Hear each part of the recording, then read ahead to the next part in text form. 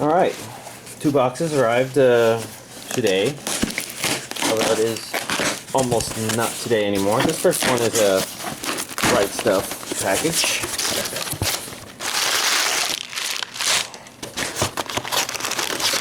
Which is apparently mostly fluff. I'm not seeing the receipt, which means it's probably still inside the box, and I'm just double checking. Yeah, there it is.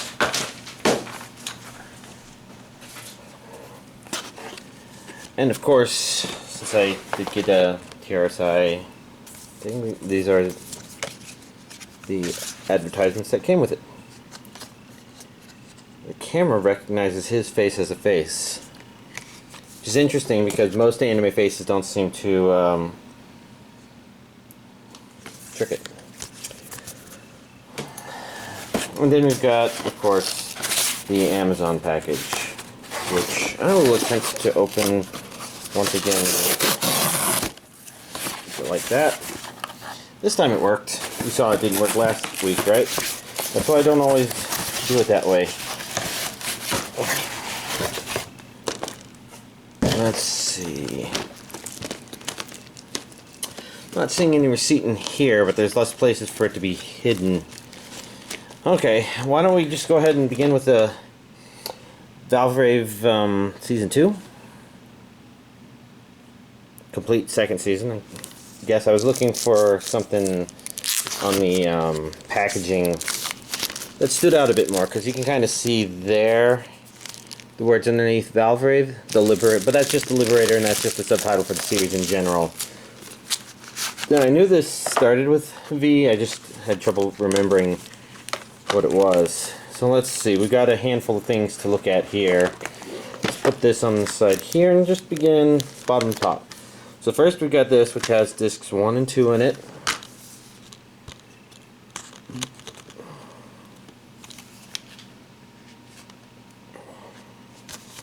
Nice graphic on the inside.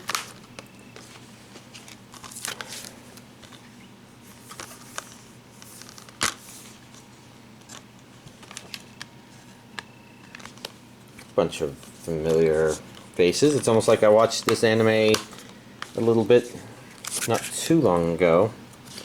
I actually think that's kind of neat artwork there. Apparently this is a long piece of artwork. And for some reason the camera's recognizing the blonde guy right there as a face. Almost kind of recognizing orange-haired guy there. That's kind of funny when a drawing is able to awaken the camera's instincts like that. Next up we've got it's still spotting him back there. That's funny. Next up we've got postcards. What direction do these open?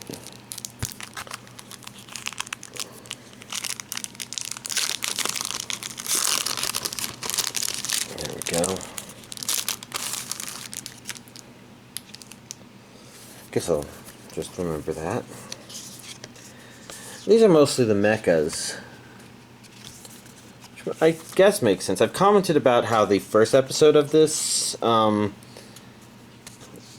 is pretty much just the first episode of Mobile Suit Gundam or Mobile Suit Gundam Seed, with the few differences that are different about this anime. But all three of them are pretty much not even the same basic concept, but even a couple steps above that, where you might as well just start with a military nation invading a peaceful third-party nation who happen to be developing the world's most powerful mecha in secret, and then the young student at the school. I mean, that's not even like there's only 7 tales ever written sort of thing. That's very inspired by each other. It's proof of purchase, a questionnaire. Now, we've got Little Buster's Refrain on Blu-ray here. The DVD version, I think, arrives tomorrow. We've been seeing a bit of this where the Blu-ray and the DVD versions are shipping at different times. Although I think Non Biori was the other way around, where the Blu-ray arrived first and then the DVD arrived a week or two later or something like that. Now, I do believe this is the second series of Little Busters, and I probably should fire it up and start finishing it. Oh, I guess while we're at it,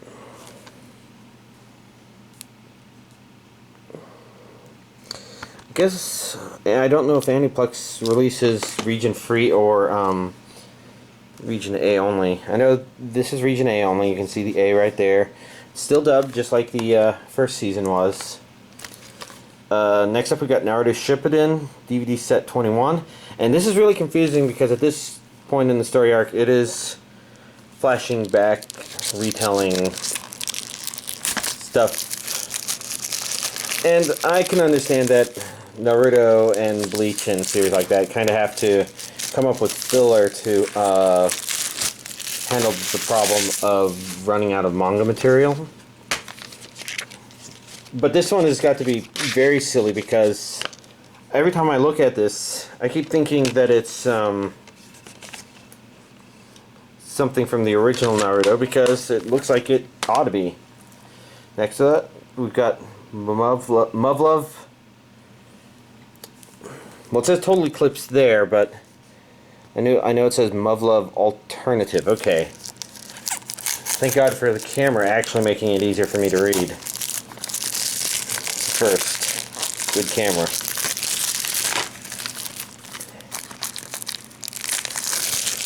And I think I was saying that the DVD version of this is scheduled to arrive tomorrow. Whoa. Unstable disc. Back in its slot. So I guess I'll have to remember to hold on to these two Blu-rays just because, as is usual. Oh, this is dubbed. Interesting. That might make this a slightly higher priority watch. But then again, rewatching this might not be too bad. This is a certain scientific Railgun re-released, and the old release was a DVD-only one, since this one is Blu-ray and DVD, more up to Funimation's normal standards, region A only again. You know, basically, I'd like to make sure I have at least one Blu-ray copy and at least one DVD copy, and if a new dub is released, then old dub and new dub. So I can buy lots of copies of some stuff, especially if I buy things in weird orders or they're released in weird orders, like Dog and Scissors, which was released on DVD, subtitled only, and then released on DVD and Blu-ray with a dub, and so I bought two DVD versions and two Blu-ray versions. So these purple ones are DVD because they say DVD up there. And then we got 1, 2, and 3 Blu-ray discs. And you can see title of the anime is there, so it's a bit of an invertible cover. I say a bit of because, you know, it doesn't have the same description on the inside. Instead it has episode listings. I'm not seeing anything particularly new myself, other than the fact that it's been released on Blu-ray, and that's what I was going for. I'd like to say, actually no, I hate to say that would be all, but it's fortunately not all, because Nisekoi Volume 2 also arrived. So Aniplex, of course, got a big chunk of my bank account, you know, getting 2 items instead of just one, because their stuff is pricey compared to other anime, but well, they know that anime here has been generally sold pretty cheaply compared to Japan. So there's been wiggle room. The people who are like, well, I don't know. It's kind of important to keep this in mind because Pony Canyon is going throughout. And that is a very... I'm going to have to dig that out just so we can take a full look at that. Interesting that the camera almost thought it saw the face. But I can't get it to do that again.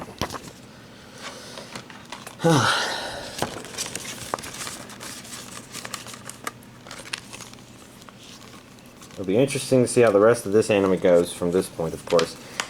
it wasn't completely 100% agreeing with me, if you remember, but I try to work around that, and I'll talk a bit about some of that stuff because, well, I didn't watch as much anime this time as I would have preferred. Again, when you get down to it, in-card illustrations. When you get down to it, most things aren't going to be perfect, and I had an interesting thought from one of the series I did watch.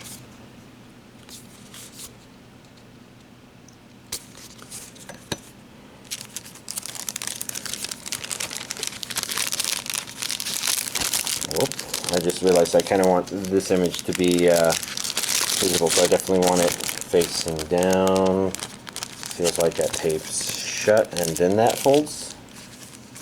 And then the standard Aniplex proof of purchase other card thing. Might be interesting one of these days to gather up all these proof of purchases, but no need to worry about that now. That's this week's anime DVD collection update.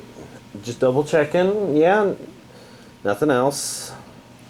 So I guess a little apologies in order, simply because usually by now I would have pre-ordered all of next month's anime so that I could comment on anything interesting happening, but somehow I keep putting that off. It seems like it's easier to do that lately, and that's kind of closely related to why I'm also not watching as much anime.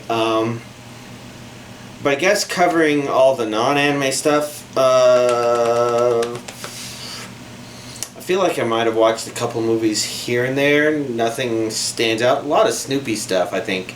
Well, maybe 2 Charlie Brown movies, rather. Snoopy Come Home and A Boy Named Charlie Brown. And I guess a little bit of that is just anticipation because, while I haven't pre-ordered it yet, I do know that next month, Race for Your Life Charlie Brown is coming out on DVD, and I'm looking forward to that because that's one of my childhood favorites. In fact, maybe I should celebrate that by also getting the Hollywood classics, or the holiday classics that were just out and were probably on sale a month ago, and I'm a little late now. Whatever, you know, Great Pumpkin, Christmas, Easter Beagle, whatever. But a part of me was kind of feeling like watching things along those lines, things I either already really knew well and just kind of filled the background in a nice way, or were just really simple, because I was doing a lot of Minecrafting. And I guess, I think last time I was talking about digging roads everywhere, and I think a lot of that is done, and there were 2 major things that happened that just made not wanting to focus too much on stuff a priority. One of those was I finally tackled an ocean monument in Minecraft. If you've not tackled one of those yet, they can be pretty difficult. And I was doing it with iron armor, so it was a very slow, careful, cautious. Now, this is highly enchanted iron armor, which means I have all the water-related enchantments, and I had all the water-helpful potions and things like that, and first time fighting guardians and dealing with the mining fatigue and all that stuff. And I think it took us about 4 hours, but we finally conquered it. Now, granted, I might have done most of the heavy lifting, but that doesn't mean that it wasn't very helpful to have somebody along, even if that somebody couldn't wander deeper into the ocean monument with me, because he didn't have water enchantments and whatnot. So even if he did have water breathing potions, he was still moving at 1/3 his speed in water. Or maybe it's 1/4 of his speed or something. I don't know. All I know is he was a lot more encumbered, and I was very light on my feet. And that made all the difference, because when it came to taking out the Elder Guardians, which once you do that, you've essentially conquered the temple, in my opinion, because then you can start taking it apart, putting it back together, and draining all the water, and sponges. Sponges, sponges, sponges. I finally have sponges. Woohoo! You know, that, focusing on that, especially when you're trying to experiment with working within the confines of mining fatigue to still clear water out, there's some good ideas, some meh ideas, and then some bad ideas, and there was just a mixture of all three of those, which meant it took a long time of figuring all this stuff out. But all I knew was there were 3 Elder Guardians in there, and there's an entrance. How the insides were laid out, I was experiencing it for the first time. Things like that. So naturally, when that was happening, I was watching absolutely nothing. Because that one was just too grueling not to focus on it, I guess. A sort of sinking your teeth into the project and not wanting to let go until you've completed or reached a stopping point. And we've reached a stopping point because we killed the 3 elders, and I harvested sponges, and I divided the sponges between myself and my companion, and we played around with drying out 2 rooms, I think, with them. And we'll probably keep going just because it would be nice to have a cleared out ocean monument for my friend, who I probably should have streamed me doing the exciting stuff deeper in there for him to see, but also because people like my mom just aren't skilled enough at Minecraft to ever tackle an ocean monument on their own. You not only need the focus to build up the infrastructure to be able to construct all the potions and the enchantments and whatnot, but you also need to have a little bit of wit to you. It's not quite at the Starbound level. I would never introduce her to Starbound. That one requires way too much proficiency with quickly interacting with the game. But Minecraft tends to be mostly okay until a creeper sneaks up on you, but there's ways to mitigate those sorts of problems. And so, Minecraft stuff. After that, I guess, since I had constructed projects to locations I wanted to at that time, I might resume doing some of that stuff, because there's a mesa biome really far out that would be nice to ride my horse to. There was also the project of making a master sorting machine, and that's actually not a really hard thing per se, except you do need a shit ton of minerals items, mostly tons of iron for hoppers to move and shuffle items around. You probably also need a good amount of redstone, but with my infrastructure in place, there's plenty of farming, trading for redstone, so I don't even have to worry about that. I just have automatic wheat, and I keep getting 2 stacks of emeralds a day. And I don't play that much, I think. Well, in short,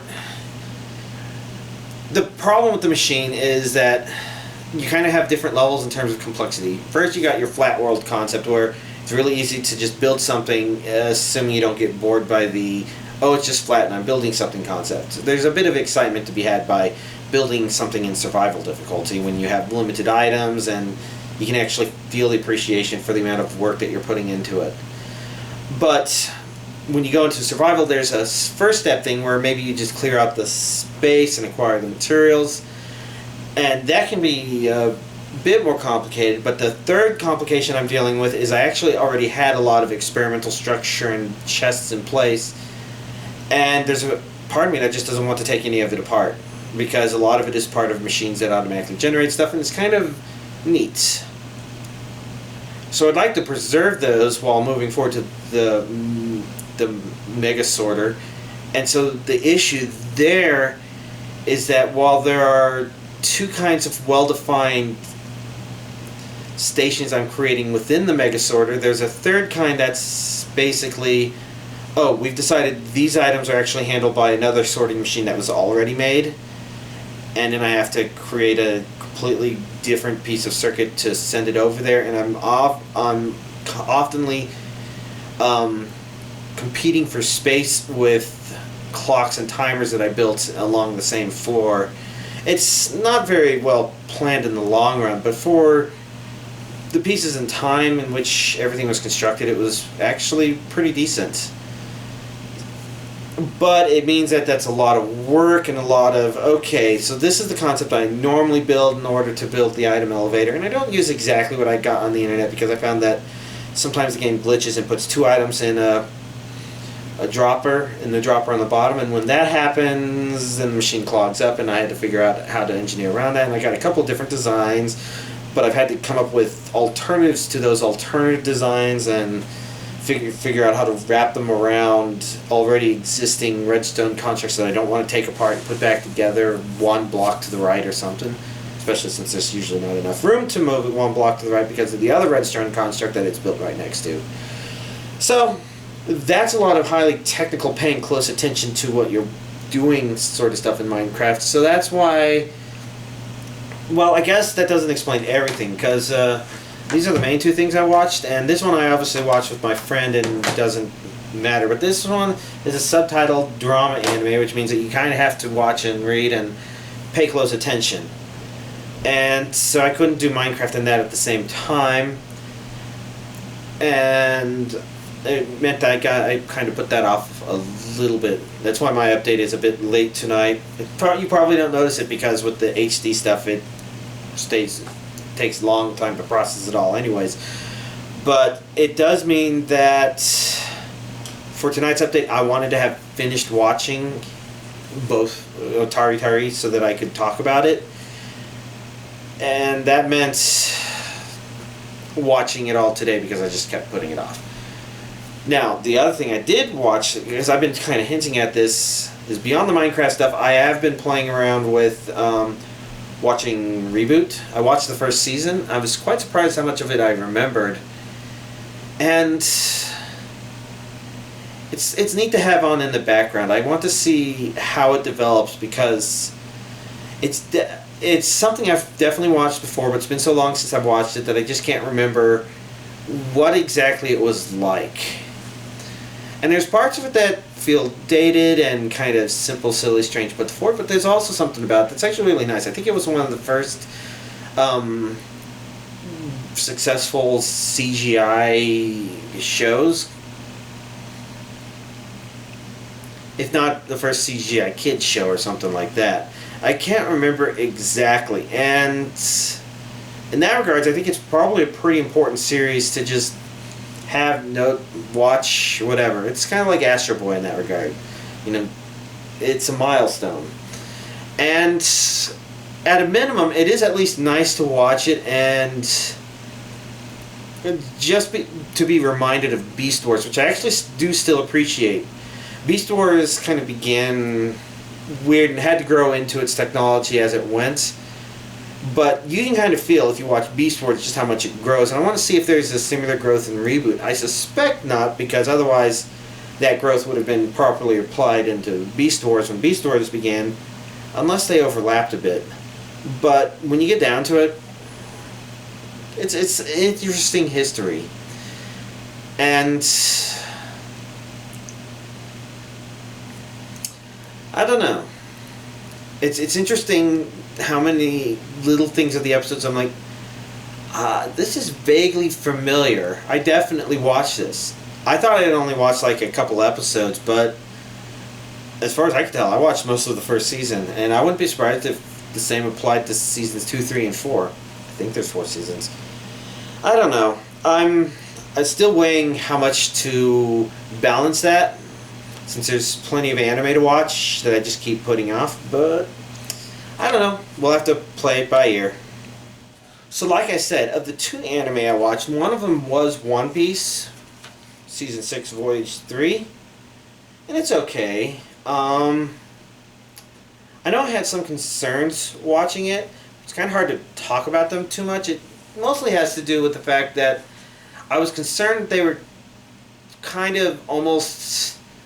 They were coming very close to maybe breaking a convention that I really liked about One Piece, and that's just how different the characters of the Straw Hat Pirate crew are. And what I mean by different is I kind of think of something from what Funimation calls the first season. I don't know if it was a Japanese first season or where those officially break off, but during the arc in which they meet Usopp, they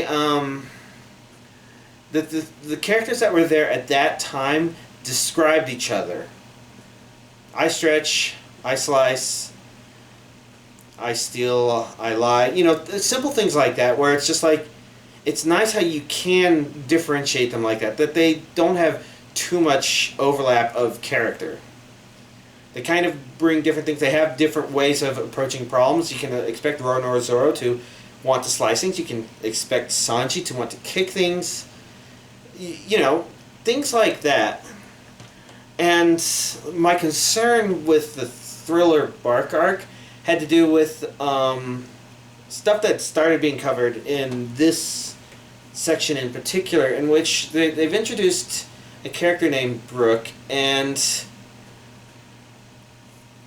I was wondering how close they were coming to creating a character overlap between Brooke and Roronoa. Now, to explain this carefully, you've had plenty of people in the show with swords, and that's not an issue.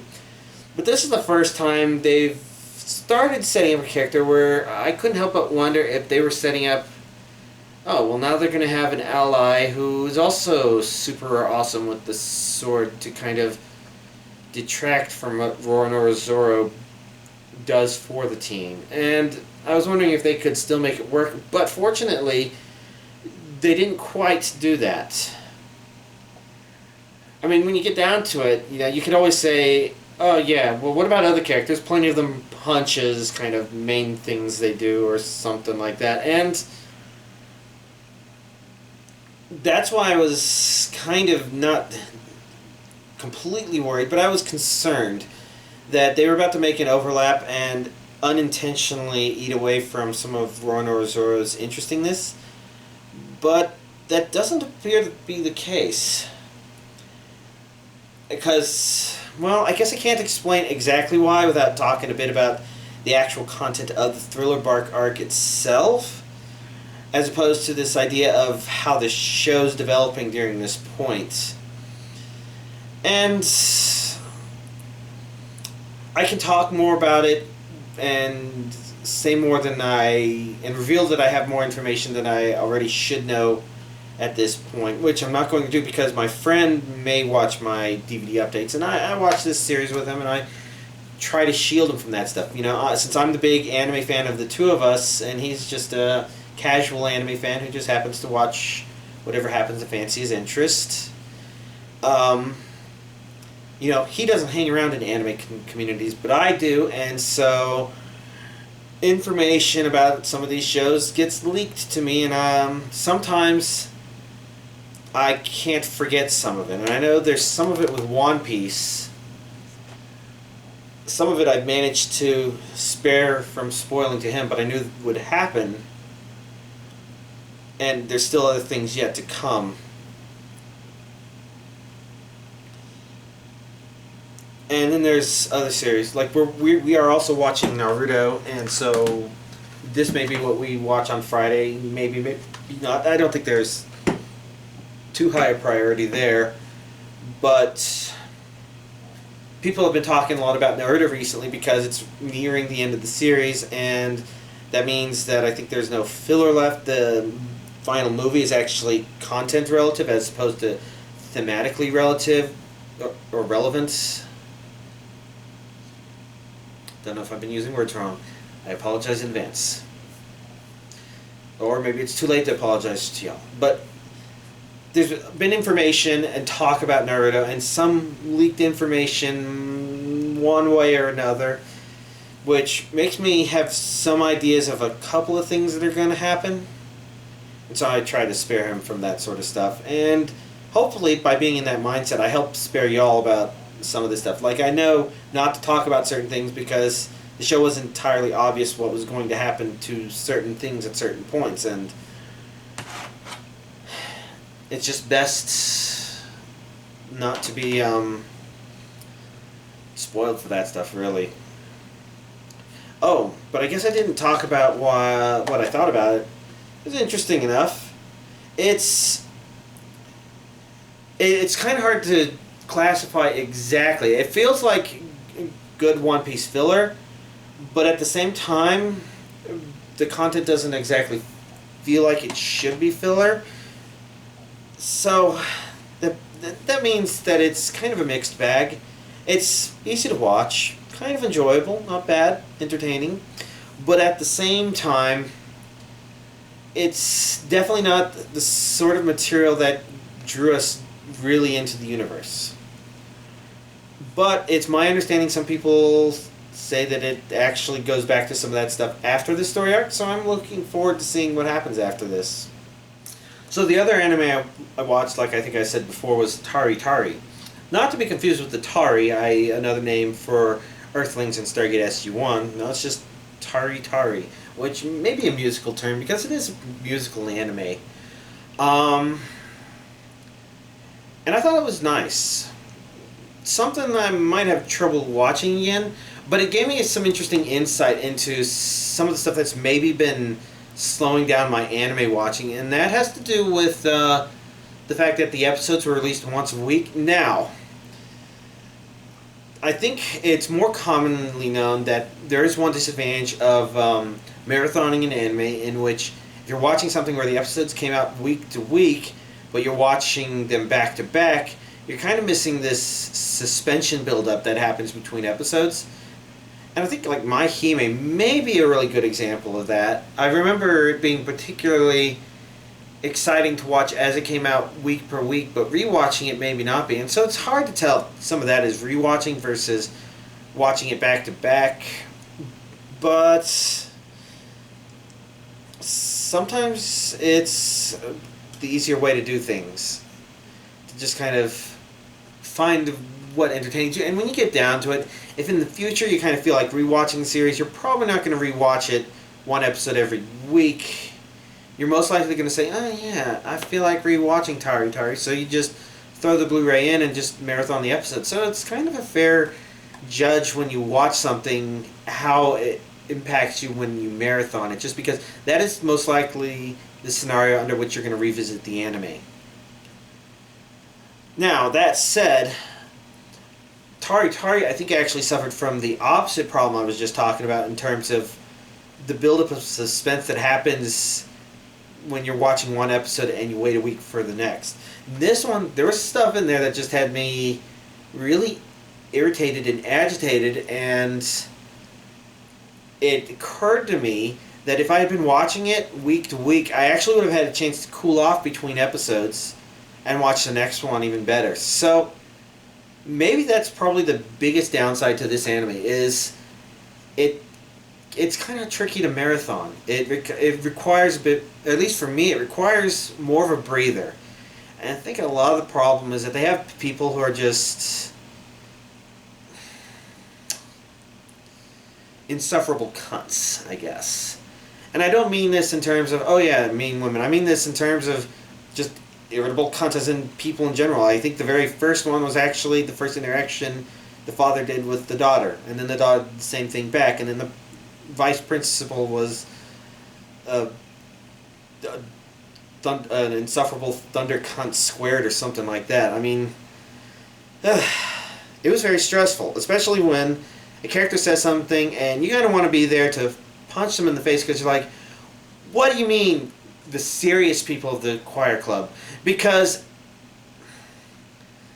the entire reason the one girl broke off to do her own thing in the first place was because the vice principal was intentionally putting her in a place where she couldn't do anything.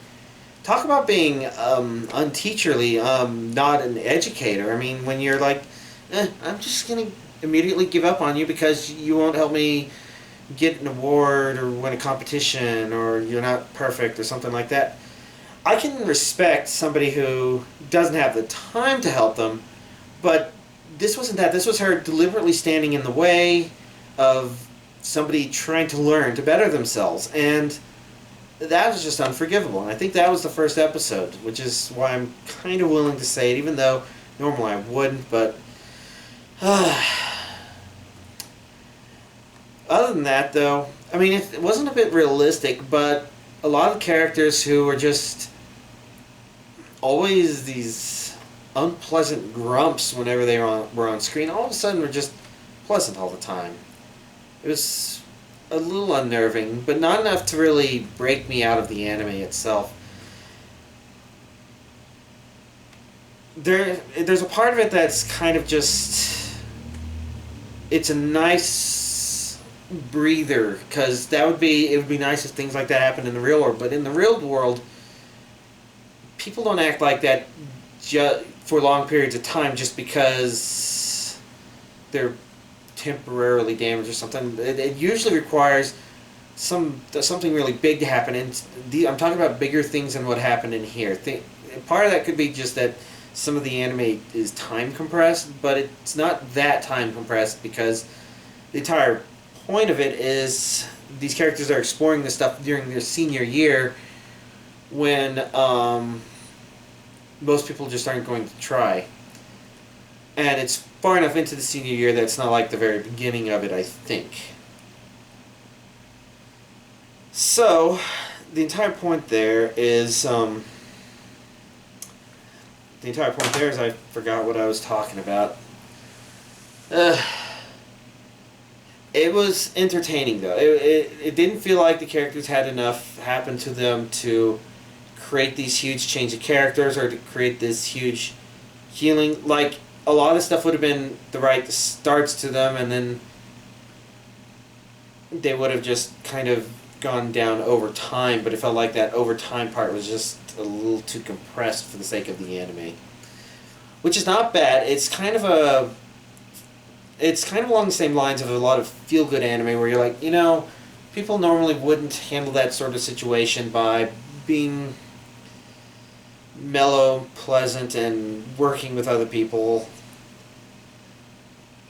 But it's still nice to see that happen sometimes when you realize you probably wouldn't see that in the real world. It's a fantasy, you know? It's...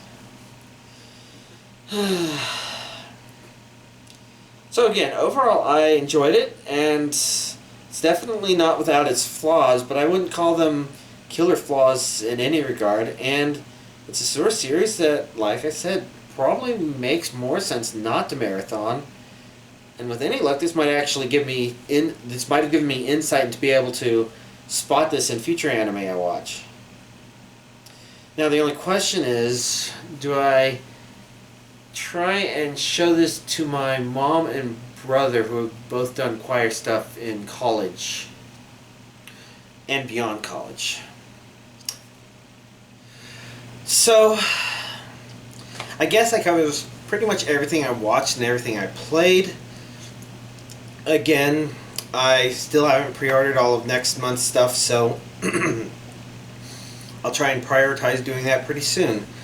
I guess there's just been a couple of things. Some of the stuff I've talked about have definitely slowed that down, but I guess another thing that has slowed that down a little bit is, I mentioned last week, one of my brothers in particular is interested in starting a YouTube video gaming channel. And, you know, I've got the video capture equipment and the video editing equipment, and I think we're still playing around with a lot of that stuff. But since we don't have a channel yet, we're not uploading anything, we're just experimenting with video capturing and editing and video capturing and editing. I guess it's a vicious cycle there. So nothing to post to y'all yet about that, but it is still something we're playing with, and who knows, maybe we'll upload something in the near future. I'll definitely let y'all know when that happens. Otherwise, again, I'll make sure to take care of that anime shopping, and y'all have a nice week.